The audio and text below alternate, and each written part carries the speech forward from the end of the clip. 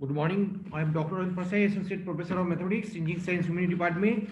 I will come to you for our today's session on example of double integrals, solving double integrals. After 5 minutes, I will start the today's session.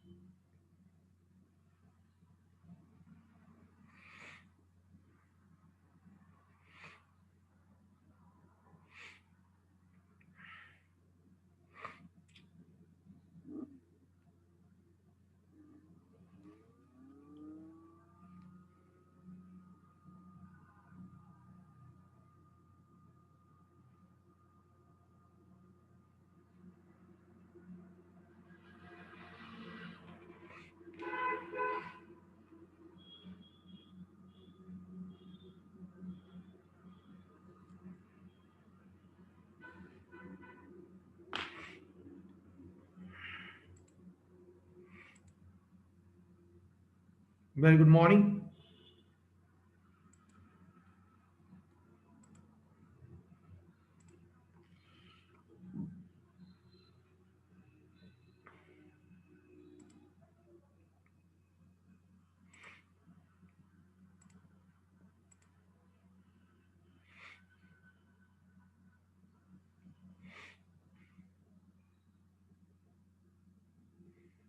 Ranjit Raghuvanshi,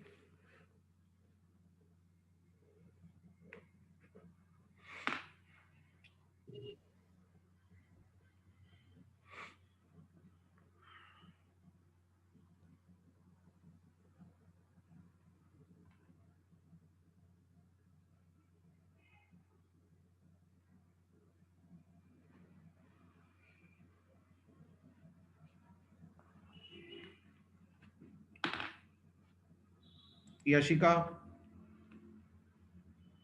Siroke,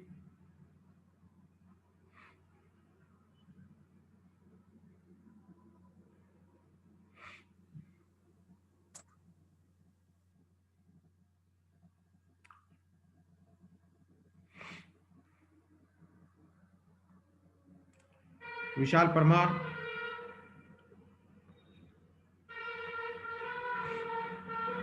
Deven Nagar.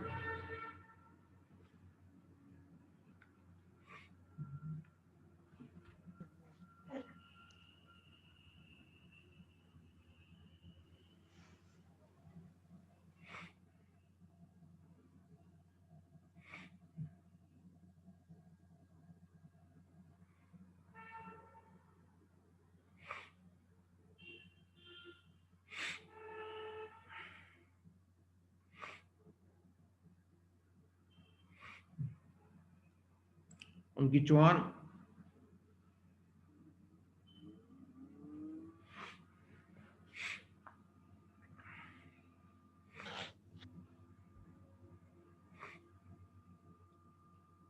after 3 minutes, I will start this session. Shivam Grade,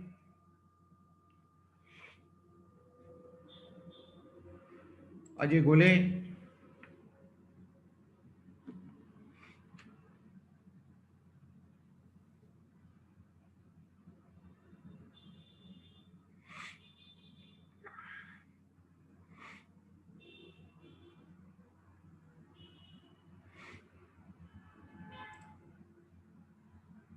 of course, Vishal Parmar.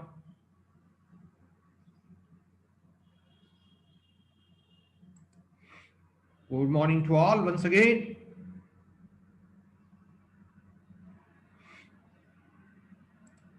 Rahul Pal,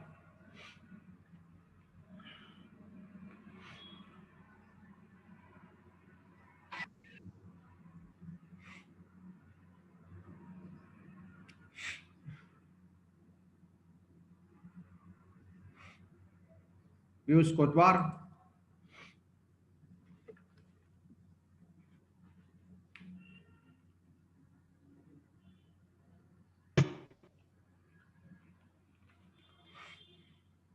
Hi, Swingy. Just after 2 minutes, I will start the today's session.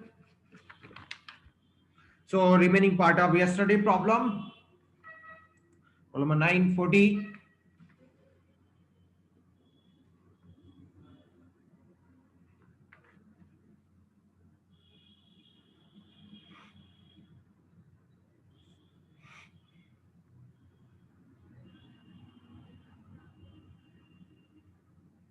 Harsh Verma.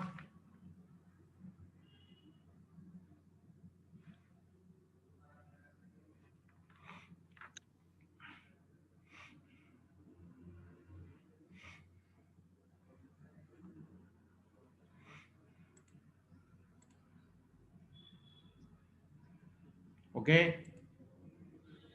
Saurabh Rai, Abhishek Macha.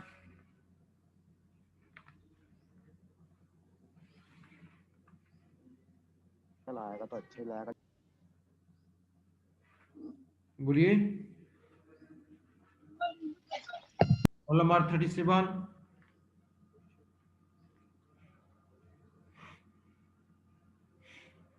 सभी लोग 5 minute के पहले आने की कोशिश करो कि time बहुत लिमिटेड है। कोशिश क्या आनी चाहिए।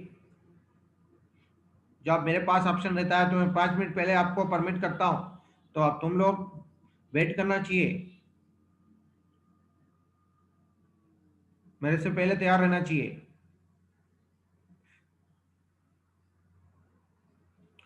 Okay, now I am going to start the session which I left yesterday.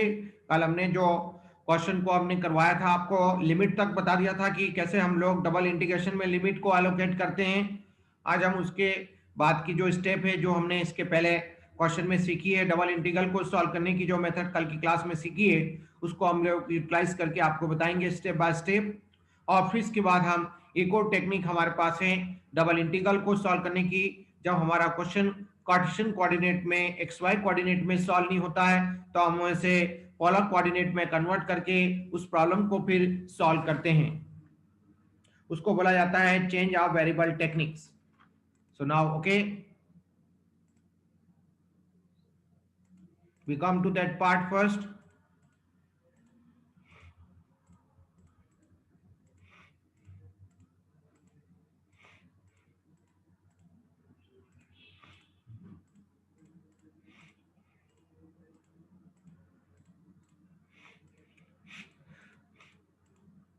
कल हमने ये वाली टेक्निक्स को समझा था, आज हम इसको एग्जांपल से रिवाइज कर रहे हैं इस मेथड को।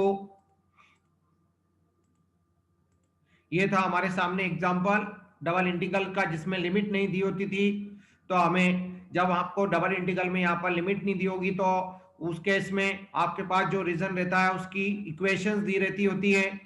वो कोई ना कोई कर्व से रीजन बाउंडेड होता है, घिरा हुआ होता है, इनक्लोज होता है। तो यहाँ पर हमारे सामने इस क्वेश्चन में दो कर्व्स दे रखे हैं, दो प्लेन कर्व की इक्वेशन दे रखी है। उनमें से एक जो है वाई स्क्वायर बराबर 4x, जैसे हमारा स्टैंडर्ड पैराबोला होता है, और एक दूसरी जो हमारी जनरल इक्वेशन होती है स्ट्रेट लाइन की, वो दे रखी है x plus b y equal to c. तो x plus y equal to 2। तो हमें पहले इसको ट्रेस करना होता है। ये पैराबोला में चूंकि इक्वेशन y में पावर इवन है, तो इसलिए ये जो पैराबोला होता था हमारा, जो 12th क्लास में आपने पढ़ा था, वो सिमेट्रिकल होता है एक्स एक्सिस के अबाउट। तो इस तरह का ये ग्राफ हमारा बनता है। और फिर इसके बाद एक्स प्लस वाई जो दूसरा कर्व होता है, जो कि 0 0 इसको सेटिस्फाई नहीं करते हैं, तो इसलिए ये जो लाइन है, ये जो एक स्ट्रेट लाइन की इक्वेशन होती है, ये ओरिजिन को पास नहीं होती है, लेकिन दोनों एक्सिस को इंटरसेक्ट करके जाती है। एक ये वाला पॉइंट है और एक ये वाला पॉइंट है। तो इसको हमने यहाँ पर पूरा ड्रॉ किया है, रफली ड्रॉ करते हैं डायग्राम को। और 0 0 इस इक्वेशन को सेटिस्फाई कर रहा है, पैराबोलिक इक्वेशन को, इसलिए यहाँ पर हम देख रहे हैं कि 0 0 सेटिस्फाई होता है, इसलिए ऐसा पैराबोला जो है ओरिजिन से पास होता है। इस पॉइंट को आप लोग क्या कहते थे, पैराबोला का फोकस बोलते थे। तो focus of this parabola at origin है। अब हमारा जो उद्देश्य था कि हमें इस डबल इंटीग्रल की वैल्यू निकालना है, जो भी हमारा पोर्शन इन दोनों कर्व को इंटरसेक्ट करके जो एक कॉमन एरिया आपके सामने, जिसको मैंने येलो कलर से कर रखा है हाईलाइट, वो हमारा शेडेड रीजन जो राइट हैंड साइड में है, ऊपर वाला पॉजिटिव क्वाड्रेंट का एक पोर्शन है, नीचे वाले पॉजिटिव क्वाड्रेंट का पोर्शन है। तो इसमें हमें निकालना है, तो जब भी हमें निकालना होता है तो हम पहले ये डिसाइड करते हैं कि हमें इस इंटीग्रल को इंटीग्रेट करने में किसके रिस्पेक्ट में सुविधा है, एक्स के रिस्पेक्ट में पहले या वाई के रिस्पेक्ट में। क्योंकि यहाँ पर ऐसा फंक्शन दिया है कि ये दोनों के रिस्पेक्ट में हो सकता है, कोई दिक्कत नहीं। तो जिसके रिस्पेक्ट में, जिस वेरिएबल के रिस्पेक्ट में आप पहले करना चाहते हैं, इस इंटरसेक्टेड पोर्शन में, इस इंटरसेक्टेड रीजन में आप लोग उस कोऑर्डिनेट एक्सिस के पैरेलल में एक स्मॉल स्ट्रिप कंसीडर करते हैं। ये प्लेट आपके सामने बनी है, इस तरह से ये एक स्ट्रिप होती है जिसका लोअर एंड ये वाला होता है, जिस कर्व पे लाई करता है वो एक्स की, चूंकि एक्स के रिस्पेक्ट में आपने डिसाइड किया है तो एक्स की वैल्यू यहाँ से निकालेंगे इसकी कर्व की इक्वेशन से, जो कि आपको वाई स्क्वायर दी हुई है यहाँ पर। और यहाँ पर ये वाला जो लाइन है, ये वाला जो कर्व है, इसकी इक्वेशन सॉल्व करेंगे। यहाँ पर जस्ट एक्स की वैल्यू निकालना है तो वाई को उधर शिफ्ट करेंगे तो यह आ जाएगा x equal to 2 minus y. तो इस तरह से एक्स के रिस्पेक्ट में आपकी लिमिट आ जाती है वाई स्क्वायर से लेके तो 2 माइनस वाई। और ये जो आपका पोर्शन है, ये पोर्शन जो है स्टार्ट इस पॉइंट से कर रहा है और यहाँ पर जा रहा है। इसका मतलब जो हमारा अलोंग वाई डायरेक्शन ये कहलाता है, जो मेरा लेजर पॉइंटर आपको बता रहा है, ये क्या शो करता है, वाई डायरेक्शन। और ये क्या शो करता है, एक्स डायरेक्शन, एक्स एक्सिस के अलोंग, और ये वाई एक्सिस के अलोंग। तो हमें बस ये देखना है कि वाई की जो यहाँ पर जो स्टार्ट हो रहा है, ये रीजन आपका इस पॉइंट से स्टार्ट हो रहा है, तो इसके लिए वाई की वैल्यू क्या है, -2 है, और इस पॉइंट के लिए वाई की वैल्यू 1 है। तो वाई के रिस्पेक्ट में आपकी ये लिमिट हो जाती है। और एक्स की तो मैंने आपको ये बता दी है। अब ये जो दो पॉइंट आपके सामने दिए हुए हैं, ये कैसे मिलते हैं, हम ये दोनों इक्वेशन को आपस में सॉल्व करते हैं। एक्स और वाई के लिए तो हमें x coordinate point of intersection मिल जाते हैं, जैसे आप लोग कोऑर्डिनेट ज्योमेट्री में करते थे, बस उसी को यहाँ पर यूज किया जा रहा है as a part of this double integral evaluations for finding the limits. तो आप क्या करते हैं, एक्स की वैल्यू चूंकि इजीली दी हुई है यहाँ पर वाई स्क्वायर, तो यहाँ पर आप रख देते हैं y square plus y equal to 2, और फिर इसको वाई के लिए सॉल्व कर लेते हैं। तो आपको वाई की 2 वैल्यू मिलती है, वाई की 2 मिलेगी तो फिर यहाँ पर एक समय में एक वैल्यू आप रखते हैं, तो फिर एक्स की उसके कॉरस्पॉन्डिंग वैल्यू आपको मिल जाती है। तो वाई की जो वैल्यू आती है -2, 1 आती है। जब आपका वाई इक्वल टू -2 है, इसमें रखेंगे, इसको सॉल्व करेंगे तो एक्स की वैल्यू क्या आएगी, 4। और जब आप y की वैल्यू 1 रखेंगे बेटे यहाँ पर इस पॉइंट के लिए x निकालने के लिए, तो x की वैल्यू 1 आएगी। तो इस तरह से आपके ये पॉइंट आते हैं।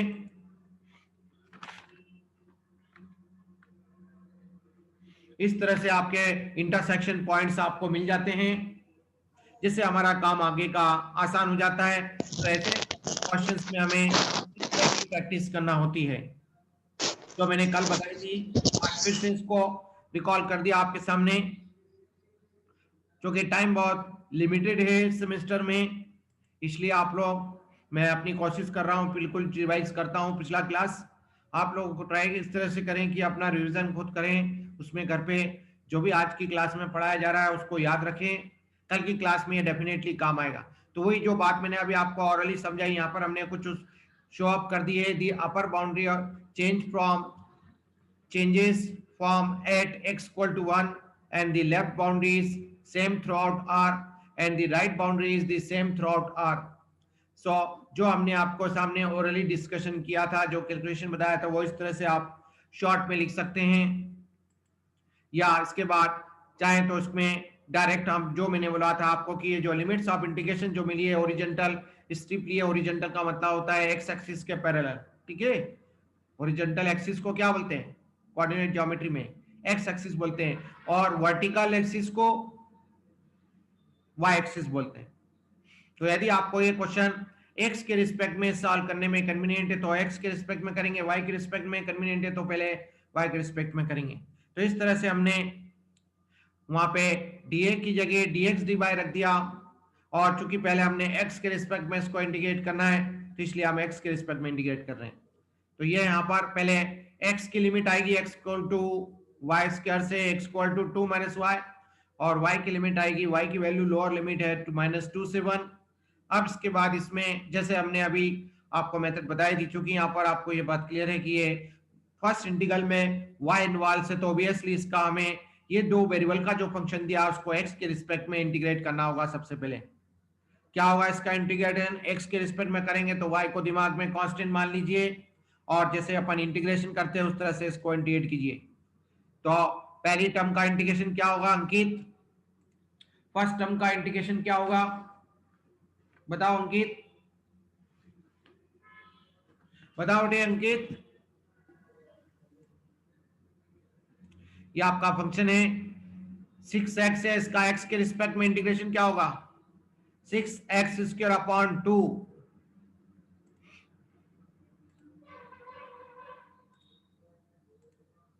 अंकित, मैंने आपको अनम्यूट करने का परमिशन दिया है, बात करो बेटे। आयुष रिंगे, अंकित यस सर। बात करो मुझसे। क्या होगा इसका इंटीग्रेशन बेटा? फर्स्ट टर्म का x के रिस्पेक्ट में 6x² अपॉन 2, और ये वाली टर्म दूसरी टर्म में टोटली कांस्टेंट हो गया, क्योंकि y को अपने को कांस्टेंट लेना होता है, तो इसलिए ये कंप्लीटली कांस्टेंट हो गया। तो कांस्टेंट का इंटीग्रेशन क्या होता है? जो भी वेरिएबल के रिस्पेक्ट में अपन कर रहे हैं इनटू दैट वेरिएबल, तो 2y² इनटू x, और फिर इसमें आप लोग पहले अपर लिमिट रखेंगे फिर माइनस लोअर लिमिट रखेंगे। रखिए सबको।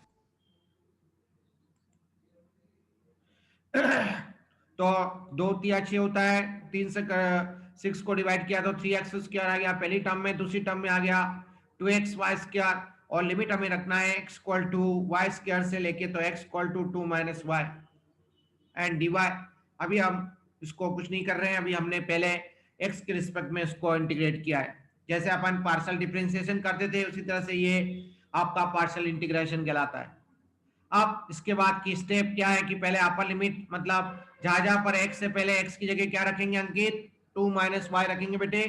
फिर जो भी एक्सप्रेशन मिलेगा उसमें माइनस क्या करेंगे? Minus of the lower limit. Lower limit मतलब x की जगह y² रखेंगे। रखिए, सब्स्टिट्यूट कीजिए। ये पिछली स्लाइड में नहीं आ रहा है इसलिए मैं नेक्स्ट स्लाइड में लिख रहा हूं। जो नोट कर रहे हो नोट करें, जो स्क्रीनशॉट ले रहे हैं स्क्रीनशॉट लें। बढ़े नेक्स्ट स्लाइड की तरफ।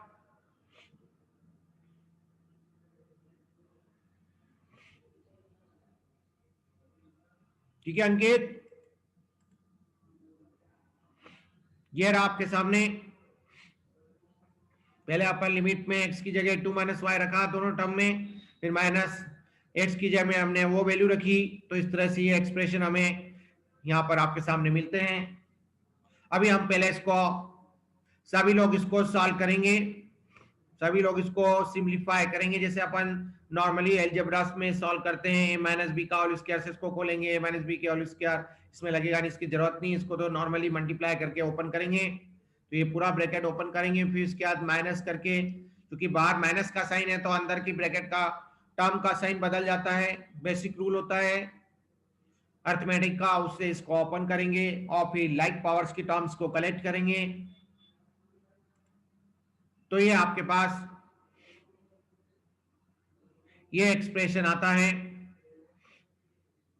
12 minus 12 into y plus 3y² plus 4y² minus 2y³ minus 5y की रेज टू 4।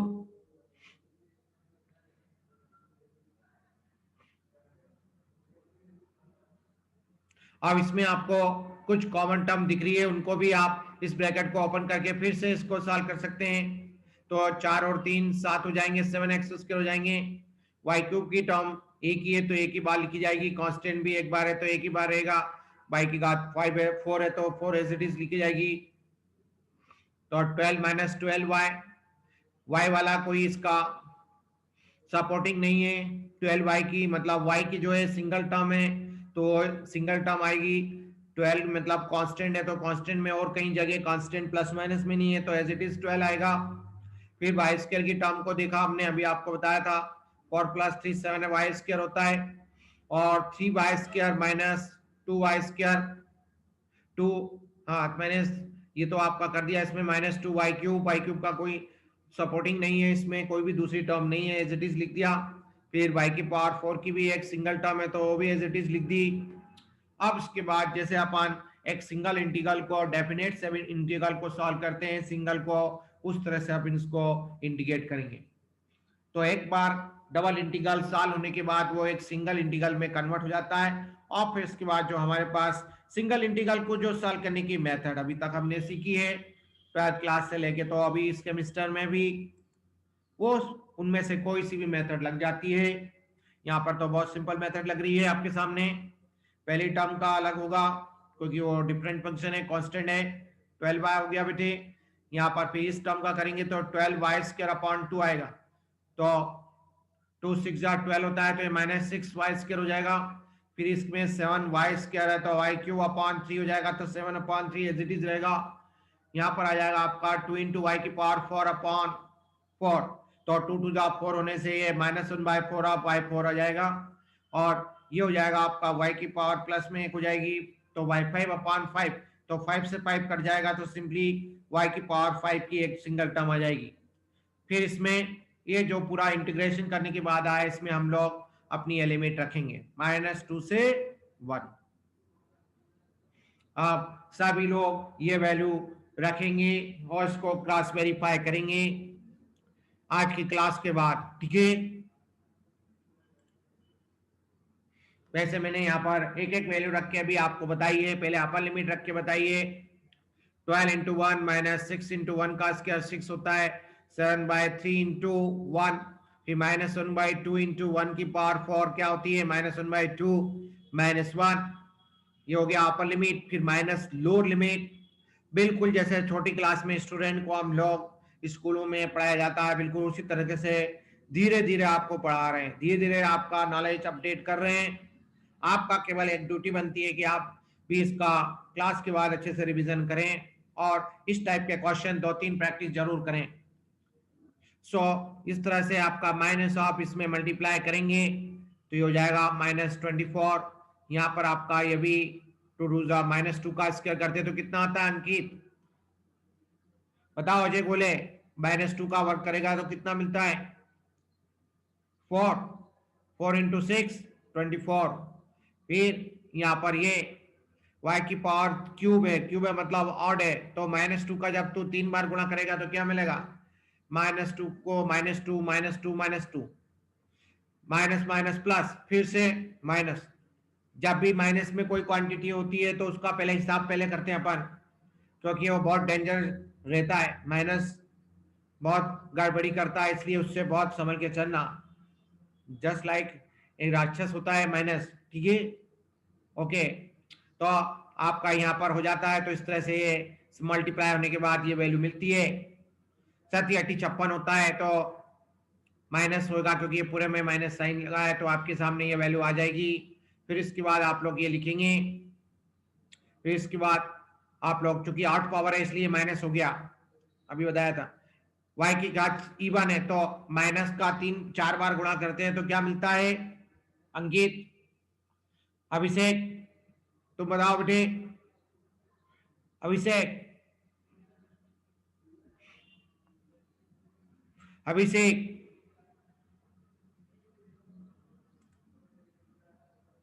अभिषेक आयुष रिंगे, बताओ बेटे। माइनस का मल्टीप्लिकेशन जब 4 बार होता है तो क्या मिलता है, -2 की घात 4 है ना, तो -2 को 4 बार लिखेगा, गुणा करेगा, गुणा में लिखेगा तो क्या होता है, minus into minus plus, plus into minus minus, फिर से माइनस, तो माइनस माइनस प्लस। गुणा होते समय माइनस माइनस क्या होता है, माइनस होता है, माइनस माइनस प्लस होता है माइनस। अरे यार बेटा, ये तेरे को चौथी सर प्लस। छठी क्लास से मैथमेटिक्स तेरे को टीचर पढ़ा रहा होगा और उस समय से तेरे को बता रहा होगा कि तू ये नियम कॉपी में लिख ले, मार्जिन में भूल गया है तो।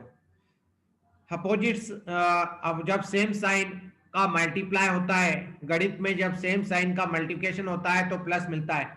सेम साइन का मतलब जैसे minus minus into minus plus, plus into plus plus, और अपोजिट साइन का गुणा होता है तो अपोजिट मिलता है, मतलब माइनस मिलता है। So plus into minus minus, ये सब तुमको जो एलिमेंट्री मैथमेटिक्स है ना वो कदम कदम पे काम आएंगे। तो भाई वो हमने यहाँ पर रखा, इस तरह से सब्स्टिट्यूट किया, ये वैल्यू लिखी आपके सामने और उसको 2 से डिवाइड किया। फिर इसके बाद हमने ये तो प्लस हो गया, माइनस ऑफ y की पावर 4 -2 का तुम यदि 5 बार गुणा करोगे तो क्या मिलेगा? गुणा करो सभी लोग, रफ कॉपी रखना सबके, नोटबुक न्यूमेरिकल सब्जेक्ट में साथ में पास में रखो करो। -2 का 5 बार गुणा करो जरा, कॉपी में कितना मिलता है? 1040 का। पहले माइनस का हिसाब करोगे, क्या आएगा? अभी देखो अपन ने 4 बार तो बात करी, तेरे को पता होगा ना क्या ले जाना क्या नहीं ले जाना है, रख ले साथ में।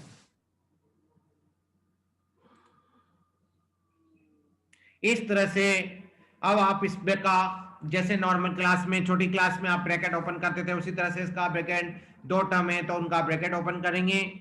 पहली टर्म का bracket as it is open हो जाएगा, इसमें कुछ भी प्लस माइनस नहीं होगा, साइन बदलेगा नहीं।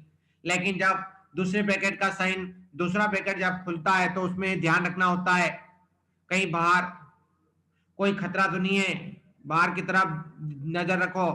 ये रहा माइनस, माइनस है तो अंदर के सभी साइन, सारी क्वांटिटी के साइन बदल जाते हैं। प्लस होता है तो साइन में कोई परिवर्तन नहीं होता, तो ये प्लस होगा, ये भी प्लस होगा, ये भी प्लस होगा, ये भी प्लस होगा और ये माइनस होगा।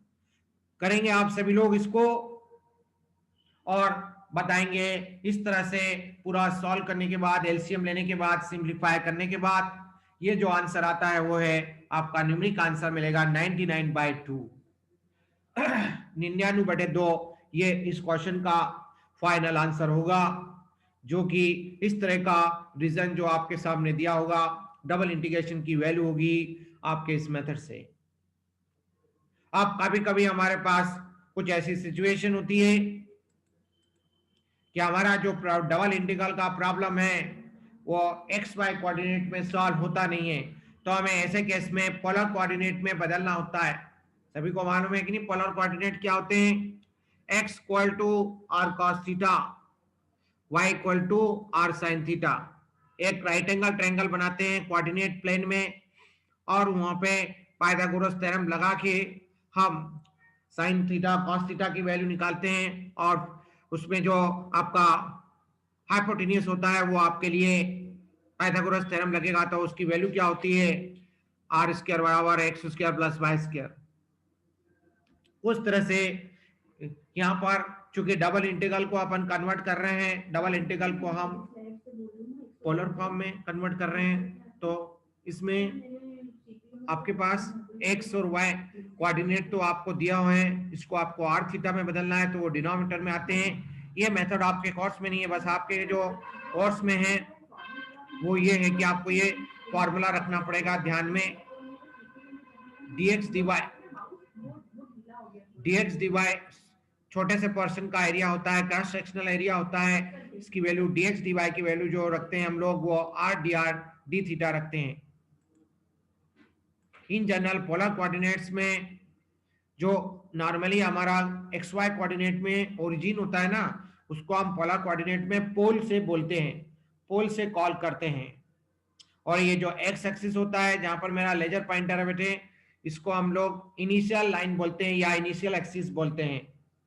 जैसे x एक्सिस पर आपका y कोऑर्डिनेट 0 होता है, इसी तरह से यहाँ पर x एक्सिस पे क्योंकि x की जगह r आ गया है और y की जगह थीटा आ गया है तो थीटा 0 होता है। यहाँ पर थीटा 0 होगा, कुछ भी एंगल बन नहीं रहा है, इंक्लाइन नहीं हो रहा है तो ये 0 होगा।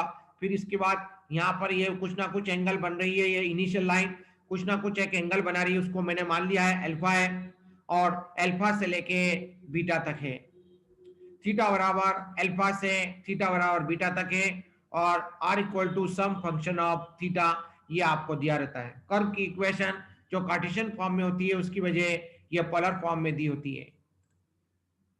इस तरह से आपका जो double integral x y coordinate में है वो पोलर कोऑर्डिनेट में कन्वर्ट हो जाता है। आपको क्वेश्चन कन्वर्ट करके ही देगा, वो कन्वर्ट कैसे होता है, उसका क्या थीम है, ये थीम मेरे को आपको बताना था, इसलिए मैंने आपके सामने ये कुछ बातें जो नई हैं वो करी हैं।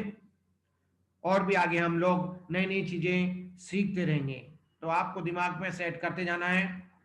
तो इस तरह से x की जगह r cos थीटा, y की जगह r sin थीटा, ये तो स्टैंडर्ड रिलेशंस होते हैं।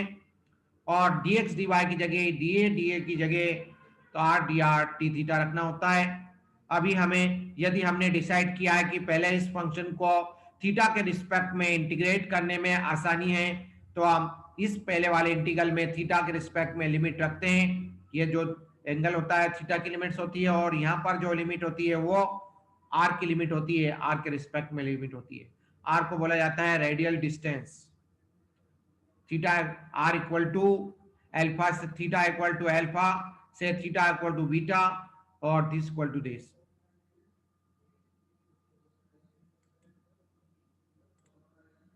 और इस पे क्वेश्चन लेते हैं। क्वेश्चन से डबल इंटीग्रल को हम लोग पोलर फॉर्म में बता रहे हैं, कैसे हमारा क्वेश्चन किस तरह से एग्जामिनर करता है। इस तरह से क्वेश्चन एग्जामिनर करता है कि find the area enclose by one loop of the curve r equal to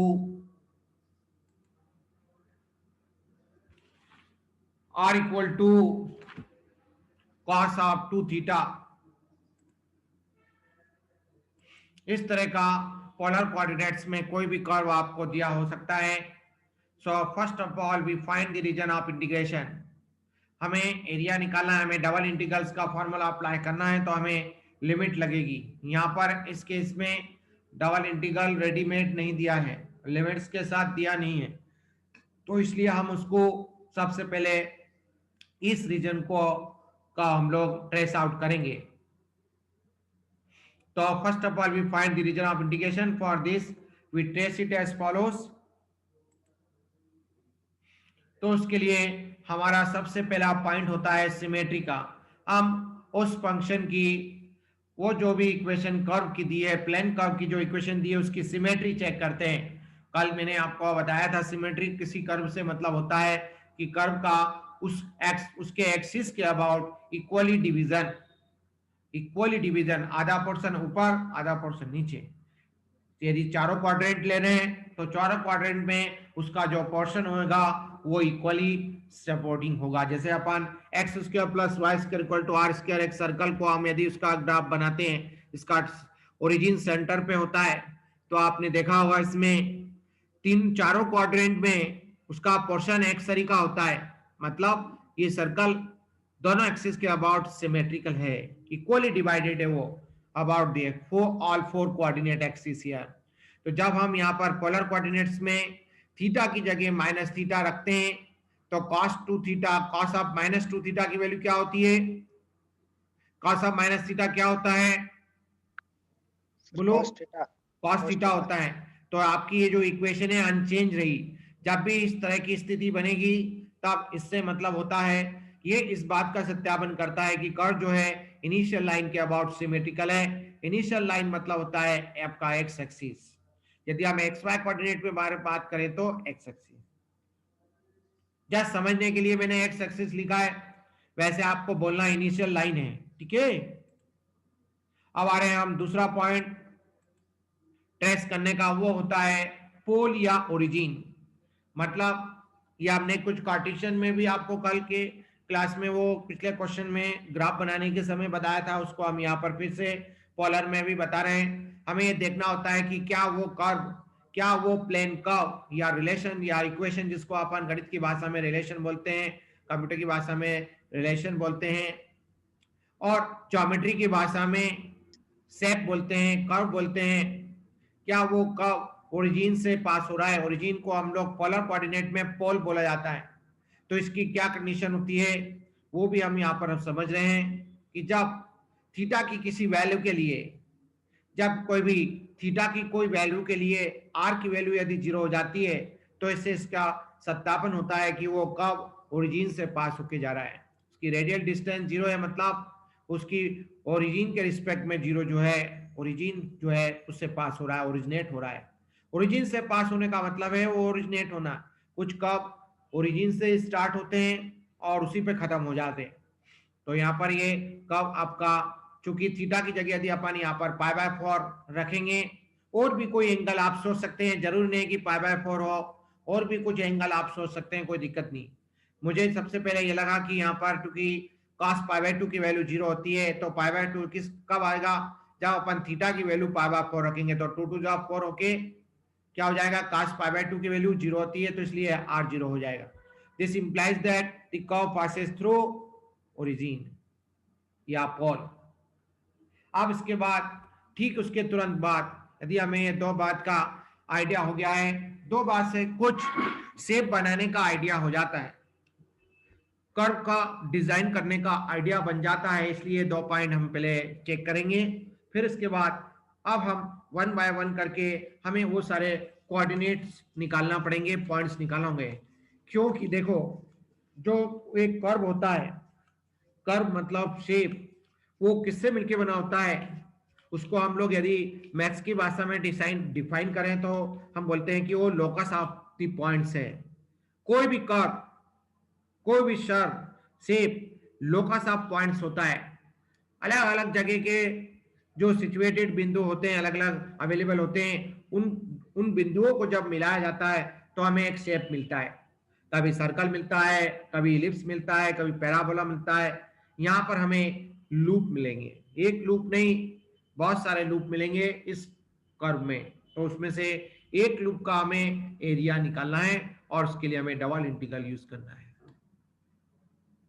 okay guys, तो इसलिए हमें पहले इंटरवल डिसाइड करना होगा ऐसे क्वेश्चन में। तो उसका तरकीब है पाई अपॉन 2 इंटू जो भी एंगल में मल्टीपल में आपको नंबर दिया होगा, कोई ना कोई पॉजिटिव वैल्यू दी होगी, उस नंबर को आप लोग यहाँ पर यूज करेंगे। तो पाई बाई 2 इंटू 2 तो इक्वल टू हो जाएगा पाई बाई 4। तो आपका ये इंटरवल हो जाएगा pi by 4। So therefore from the above given equation अब हम क्या करेंगे, ये जो इंटरवल लेके जीरो से स्टार्ट होंगे, जीरो अपना ओरिजिन होता है, ओरिजिन पे थीटा की वैल्यू जीरो होती है, जीरो से अपने को स्टार्ट करना है और जब तक एक रोटेशन पूरा नहीं हो जाता, जब तक 2 पाई नहीं आ जाता, तब तक हमें थीटा की वैल्यू उसमें प्रीवियस इंटरवल में जोड़ते जाना है। तो जैसे जीरो में पाई बाय 4 जोड़ा तो पाई बाय 4 मिला, फिर पाई बाय 4 फिर से जोड़ना है तो अगला इंटरवल मिल जाएगा, अगली नेक्स्ट थीटा की वैल्यू मिल जाएगी, वो आएगी पाई बाय 2। अभी 2 पाई नहीं आया, पूरा रोटेशन नहीं हुआ। वन रोटेशन का मतलब क्या होता है, एक साइकिल। अरे एक साइकिल कब पूरी होती है, एक साइकिल कब पूरी होती है बेटा, जीरो से 2 पाई, जीरो से 2 पाई में एक रोटेशन पूरा होता है ना, एक साइकिल पूरी होती है। तो वही कर रहे हैं हम लोग यहाँ पर भी। तो पाई बाय 2 में फिर से पाई बाय 4 जोड़ना है तुमको, 3 पाई बाय 4, फिर से पाई बाय 4 जोड़ो तो पाई आया, फिर इसमें पाई बाय 4 जोड़ो तो 5 पाई बाय 4 आया, फिर से इसमें पाई बाय 4 जोड़ो तो कितना आएगा, 3 पाई बाय 2 आएगा, फिर से पाई बाय 4 जोड़ा तो 7 पाई बाय 4 आएगा, और 7 पाई बाय 4 में फिर आप पाई बाय 4 जोड़ेंगे तो हो जाएगा 8 पाई अपॉन 4। कितना आया, 2 पाई। सबसे पहले थीटा को डिसाइड करेंगे टेबल बनाते समय, फिर इसके बाद अब यदि आपने थीटा की वैल्यू निकाल ली, अब इसके बाद आर की वैल्यू निकालने में कोई समस्या नहीं होगी। बस कुछ नहीं करना है, इस कर्व की इक्वेशन में ये एक थीटा की वैल्यू रखते जाओ। थीटा की वैल्यू पहले 0 रखो जरा, cos 0 की वैल्यू 1 होती है तो ये आ गया 1, आर की वैल्यू 1 आ गई। देखते जाओ, मैंने लेजर पॉइंटर से बता रहा हूं। फिर आप पाई बाय 4 रखो तो क्या आएगा, cos पाई बाय 2 की वैल्यू क्या होती है, 0, तो ये 0 हो गया। फिर देखो आपको पाई बाय 2 रखना है तो 2 से 2 कट गया, cos पाई की वैल्यू क्या होती है, -1, तो r इक्वल टू -1। फिर थीटा की वैल्यू में आप उसमें जोड़ेंगे कॉमन डिफरेंस पाई बाय 4 तो कितना आएगा, 3 पाई बाय 4 0, फिर पाई 1, 5 पाई बाय 4 0, फिर 3 पाई बाय 2 पे वैल्यू निकालेंगे, 2 से 2 कट जाएगा, 3 पाई। cos में 8 मल्टीपल ऑफ पाई की वैल्यू क्या होती है, -1। साइन में कोई भी मल्टीपल ऑफ पाई 0 होता है, cos में 8 मल्टीपल ऑफ पाई की वैल्यू 1 होती है। आप मैन्युअली ऐसे भी करके देख सकते हैं, मैं आपको जनरल ध्यान करवा रहा हूँ। cos पाई जैसे ये कैसे आता है वो ऐसे ही समझा सकता हूँ। cos 0 की वैल्यू 1 होती है, cos पाई की वैल्यू क्या होती है, -1। cos 2 पाई की निकाल के देखो, cos 2 पाई की वैल्यू होगी +1, फिर cos 3 पाई की वैल्यू निकालोगे तो -1। ऐसा रोटेशन में। Hello sir, good morning sir. Sir मैं परसा ही बोल रहा हूँ सर। जी जी जी जी सर, जी सर।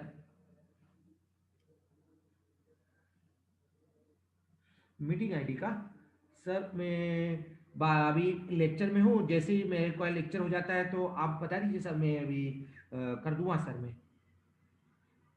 जी हाँ सर, जी जी जी जी जी जी जी जी जी जी जी जी जी जी सर, कोई बात नहीं सर, मैं करता हूँ। जी जी जी जी सर, मैं देख लेता हूँ ग्रुप पे और आपको दे देता हूँ सर। जी जी, गुड।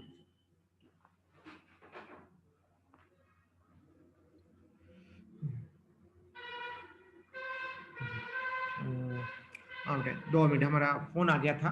ओके, तो इस तरह से करस्पॉन्डिंग वैल्यूज cos पाई -1, cos 2 पाई +1, ऐसे अल्टरनेट +-1 होता रहता है, इसलिए अपन ने डिसाइड किए हैं कि cos में 8 मल्टीपल ऑफ पाई की वैल्यू -1 होती है, cos में 1 मल्टीपल ऑफ पाई की वैल्यू +1 होती है। तो इस तरह से ये वैल्यू आप लोग इसमें 1 बाय 1 करके रखते हैं तो ये टेबल बन जाती है।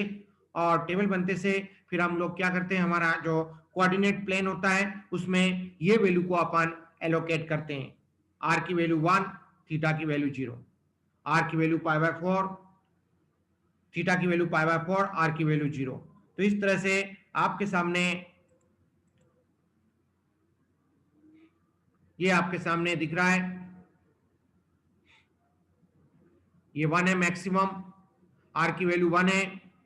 तो सबसे पहले ये आता है, इसमें ये सारे पॉइंट्स आते हैं और ये जो